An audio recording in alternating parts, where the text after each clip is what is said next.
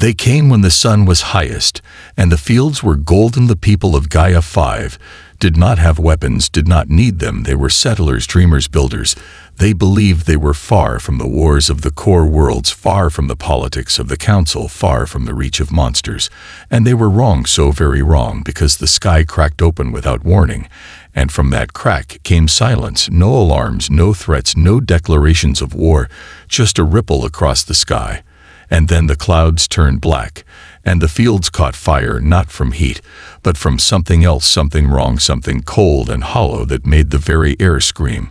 And from the fire walked the Carrick, tall and black as the void, with armor that shimmered like oil on water, and eyes that burned with cruel precision.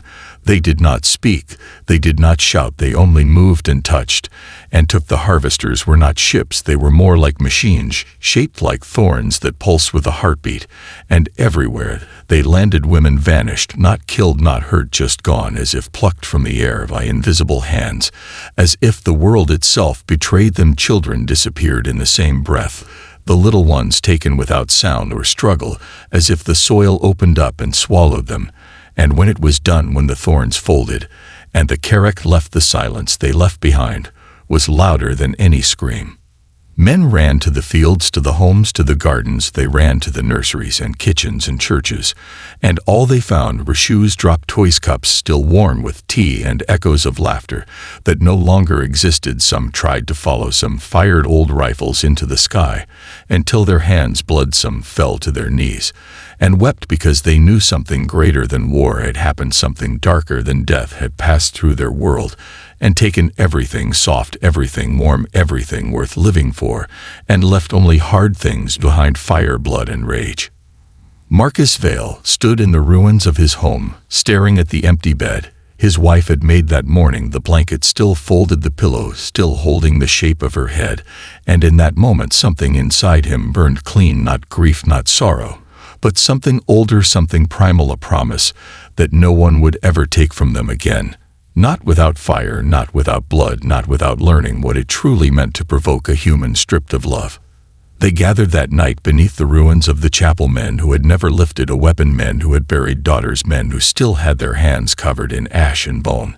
And one by one they spoke, not with words, but with nods, with clenched fists, with the quiet, unbreakable rage that binds survivors together. And Vale raised his hand and pointed to the stars and said, "We go after them, and we do not stop until there is nothing left to burn." And the others rose like wolves under a red moon, ready to bring the storm. The call did not go through official channels because there were no officials left on Gaia 5, only the broken and the furious. So it went through whispers and old war signals buried deep in old comms networks, long thought dead. It traveled like a virus across abandoned frequencies, through derelict satellites and shattered colonies, from forgotten moons to prison asteroids to the hollowed-out wrecks drifting in deep space, where old warriors went to die. And when they heard it, they did not ask why. They knew the sound of vengeance when they heard it, and they answered. Marcus Vale stood in the crater of the old colony center, watching as ships began to arrive, not sleek, not clean, not new, but patched together, fueled by stolen cores and desperation. They came in silence, one by one, like ghosts returning to the land of the living.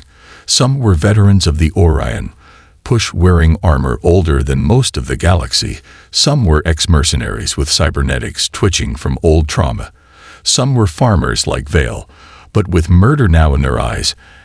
And together they brought stories of other worlds, other women, other children, taken not just Gaia 5, not just one colony, but dozens, hundreds across the outer fringe. And it became clear the Carrick were not here for war, they were here for extinction. There was no council to vote, no commander to assign, no protocol to follow. There was only Vale and the rage that united them. And he stood atop a broken transport, with his voice low and calm like steel cooling in a forge. And he said, "We do not rebuild, we do not wait, we do not mourn, not yet. We are not soldiers anymore, we are something else now. We are what they created, and we will show them what they have made." And so they named themselves the Ashborn, not because of what they lost, but because of what they were willing to become, born from ash, rising from ruin, not to find peace, but to give none. They stripped their ships of everything not needed for speed or firepower. They tore out safety systems, To make room for torpedoes, they painted their hulls black and red, and carved the names of their stolen into the steel, every bullet, every shell etched with the names of wives, sisters, daughters, every drop of fuel bought with pain, every system override keyed to blood. They did not care about the law, they did not care about diplomacy, they were not there to win, they were there to destroy, to erase the Carrick from the stars, not for strategy, not for territory, but for justice, the kind that comes with fire and ends in silence. The first fleet left Gaia 5, with no fanfare, no goodbyes, only veil, standing on the bridge of a repurposed mining rig turned warship, watching the stars ahead, knowing they would not all return, but also knowing they would not stop, not now, not ever, until the sky screamed. Until vengeance was done. They did not announce their arrival, they did not raise flags or send warnings. The Ashborn came like a virus, through the dark, slipping between sensor nets under patrol lines, and through forgotten routes known only to smugglers and exiles. They were not an army, they were a pack of wolves with no leash and no master, and their fangs were made of old steel and stolen fire. They struck first at the edge of Carrick, space, a relay station with no weapons and no defenses. The crew did not even know they were at war until the walls melted and the air turned to flame.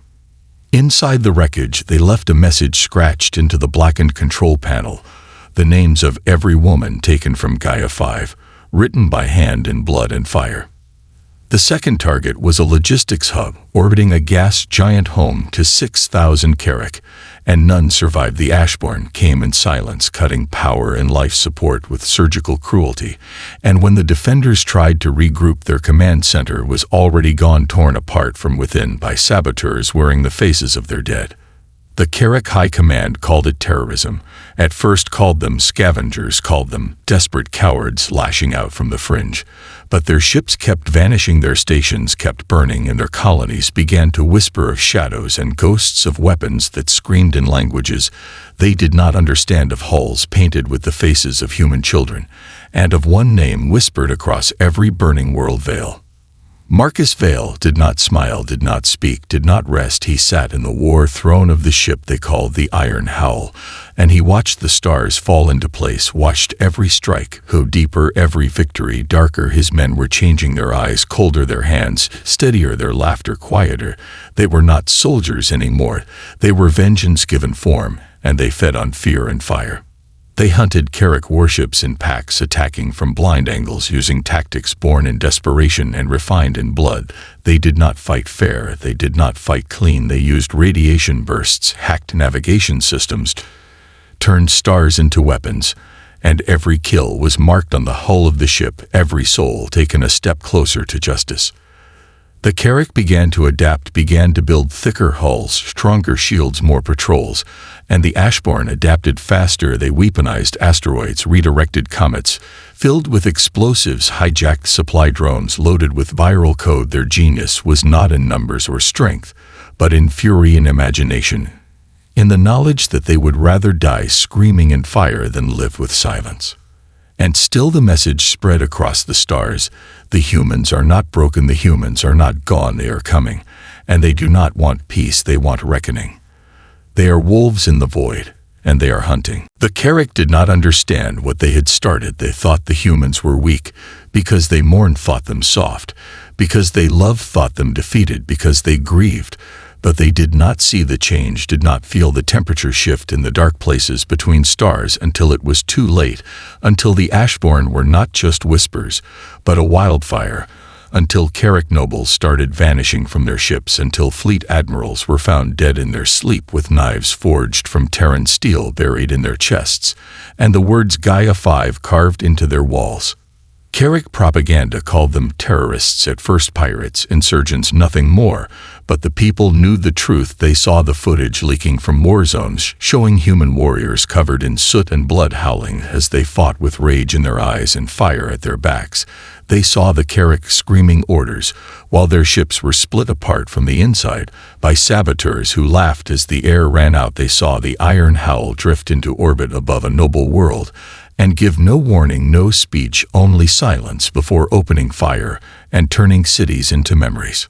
The empire started to fracture not from lack of power, but from fear. Panic spread faster than truth. Governors began evacuating worlds not yet touched by war. Highborn fled to deep space fortresses, trusting walls of steel to protect them from ghosts. But the ghosts were real, and the walls did not hold. The Ashborn did not just fight, they studied. They mapped every bloodline, every route, every weakness. They turned old networks into new weapons, and everywhere they struck they left messages, reminders, images of Gaia 5, playing on repeat in the ruins. The screams of lost women played through broken comms towers until the air itself trembled, and those who listened too long started to cry or scream or tear at their own faces. The turning point came at the Battle of Arcanus Belt, where the Carrack launched their largest counteroffensive, a fleet of 200 warships against a single Ashborn cell. But when they arrived, they found only wreckage and a single human beacon broadcasting the words, "We are waiting." And then the mines detonated, over 1,000 of them, buried in asteroid shells coded to Carrack engines, and the fleet became fire in seconds. From that day forward, the Carrack stopped calling it a campaign and started calling it a plague, because it spread fast, killed faster, and left no cure. Vale stood over a tactical map showing every burn mark, every hit, every lost world, and he knew they were not just fighting a war, they were changing the shape of it, rewriting the rules, teaching the stars what it meant to draw blood from humanity and expect no fire in return. Because fire was what they had become, and they would burn until nothing was left. Until the Carrack learned what it meant to lose everything. Just like Gaia 5, Yelthar Prime was not just a world, it was the core of the Carrack soul, a symbol of their dominion, a planet wrapped in gold and stone, where spires touched the stars, and the bloodlines of old ruled from palaces of crystal, and silence, a place untouched by war for over 1,000 years, where soldiers marched for ceremony, not survival, where their empress walked beneath banners woven from starlight, and believed herself untouchable, eternal, divine. They believed it would never fall because it had never known fear, but fear was coming, and it wore human skin. The Ashborn gathered not in one place, but in many silent ghost fleets drifting just outside sensor range, cloaked by debris fields and false signatures forged from the wreckage of dead moons. They came not to fight a battle, but to erase a civilization, and Vale stood at the heart of it all. Aboard the Iron Howl, his armor dark and battered, his eyes burning not with hatred but with purpose, as he gave the only command they had ever needed: burn it. The sky above Yelthar turned black in seconds as the first wave came down, not in a formation, but in a storm, drop pods screaming through the atmosphere like falling stars, each one carrying warriors born from ash and fire and grief. They landed in gardens and courtyards and opera halls, and opened fire without a word. The streets of the holy city ran red with Carrack blood, and above it all the capital ship bombardment began, targeting infrastructure not for strategy, but for message. They hit libraries, museums, temples, not because they mattered tactically, but because they mattered culturally. They wanted the Carrack to feel what Gaia 5 had felt: loss without sense, death without mercy. Resistance was stronger here, trained warriors bred for protection, but they had never faced the Ashborn, had never fought enemies who used pain as fuel, who moved like shadows and killed like gods. The fighting lasted 4 days and 3 nights, and when it was done, Yelthar burned in every direction, fire pouring from palace windows, statues shattered and melted into slag, crowds of nobles fleeing into the underhives, where death waited without patience. Vale walked through the great hall of the Empress, where once songs of unity were sung, now filled with the sounds of choking silence. He found her at the foot of her throne, guarded by warriors who had already accepted death, and they died with honor, but they still died. And when it was done, he stood before her, not as a soldier, not as a leader, but as a man who had lost everything. And she spoke the first Carrack words he had heard since the war began, asking why. And he answered not with words, but with action. He tore the throne from its foundation, dragged it into the center of the city square, and melted it with plasma fire, then took the metal and forged a plaque from it carved with the names of the lost women of Gaia 5, and placed it where the throne once stood, so that every Carrack who passed would remember. And then he ordered the city turned to ash. When the Carrick realized they were not fighting an army but a force that could not be reasoned with, their response was not one of strategy but desperation. They gathered their remaining fleets and tried to form a wall around the last strongholds. They called for reinforcements from distant worlds, begged for help from distant empires. But there was no help coming. There was only the Ashborn, who had already tasted their blood and would not stop until every last trace of their empire was turned to fire. The last Carrick stronghold was on Galax Prime, a fortified moon orbiting a gas giant. Its walls were made of metal thicker than most ships, and its guns could shatter fleets. But none of that mattered when the Ashborn arrived, not with grand speeches, not with ceremonies, but with their weapons drawn and the ground cracked under the weight of their fury. The first wave was a shadow, their ships slipping into the atmosphere unnoticed by the defenders. Until it was too late, the Carrick had built a base on the surface, but they had forgotten the one thing that every human knew: to survive, you must first understand fear, and the Ashborn understood it better than anyone. So the first wave did not strike at the base, they struck at the civilians who were hidden deep in the belly of the moon. They didn't just kill them, they made sure the Carrick knew what they had lost. They made sure every Carrick alive heard the screams of their families and saw the faces of those they would never protect again. Then the second wave hit the moon's defenses, a perfect surgical strike that shattered gun turrets and communication relays with unrelenting precision. Their fleet broke through every defensive line and sent shockwaves of destruction through the center of Galax Prime, while ground forces landed to clear the streets of Carrick warriors who fought not for duty, but for their very lives. Vale led the charge with no fear in his heart, only the cold certainty that this was not just a battle, it was the final reckoning, a payment for every life stolen from his world. He cut through the Carrick like a hurricane slashing, with no mercy, no hesitation. He moved like a shadow in the smoke, his blade carving through the air with deadly precision. Each strike another message to the Carrick. This was not war, this was their extinction. The Carrick tried to retaliate, but their efforts were futile. Every attempt to rebuild their defenses was met with fire and fury. The Ashborn moved like ghosts, weaving through firestorms, striking with such violence that their enemies did not know where the next blow would land. Their tactics were unpredictable, brutal, and effective. Then came the moment when the last Carrick fleet arrived, too late, too broken to matter. They entered the atmosphere in full force, only to find the moon already on the brink of collapse. Their ships were torn apart in moments by the Ashborn's relentless assault, their screams silenced by fire. And when it was done, when the last Carrick warship fell silent in space, Vale stood on the ashes of their once great empire, looking into the void beyond the ruins, and whispered to no one at all, "This is how you learn to fear." The stars above Galax Prime burned a deep red as the last remnants of the Carrick Empire crumbled to dust. Their fleets scattered, their strongholds shattered, their people reduced to whispers in the dark, and the Ashborn stood in the silence, left behind like hunters watching their prey die without a sound. But the galaxy was watching too, watching the fall of an empire, the rise of a new force born not from hope, but from rage. And the Ashborn knew that there would be no parades, no celebrations, no glory in their victory, just a quiet reckoning.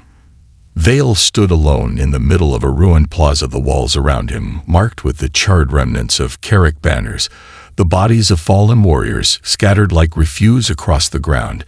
He had seen the deaths of thousands, seen the destruction of whole worlds, and yet as he stared into the dying light of Galax Prime, he felt nothing but the cold certainty that they had done what had to be done, that they had paid the price for Gaia 5 with blood and fire. He did not speak to his men as they gathered around him, no victory speeches, no thanks, no applause, because they did not need it. They knew why they fought, they knew what they had lost, they knew that there was no going back, no return to peace, not after everything they had seen and done. The galaxy had learned a lesson that day, one that would echo through the stars forever, that humanity would never again be prey, that humanity would never again be weak. And as the Ashborn moved on from the ruins of the Carrick capital, they left behind not just a pile of ashes, but a warning written across every planet they had scorched, every city they had erased. Humanity had learned how to break. Humanity had learned how to burn. And if anyone in the galaxy ever thought about crossing them again, they would remember the price the Carrick had paid for their mistake. The galaxy would forget everything except one thing: humanity was not to be trifled with. No matter how far the Carrick retreated into their remaining worlds, no matter how many treaties or alliances they tried to build, humanity would not forget the blood they had spilled, the names they had carved into every battlefield.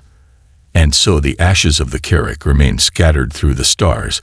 Where once there was an empire, now there was only a lesson. A lesson written in fire. A lesson burned into the sky for all to see. This is what happens when you take everything from humanity and think there will be nothing left to fight for. This is what happens when you kill our women. This is what happens when you take our children. We do not forget. We do not forgive. And we burn everything you ever built to the ground.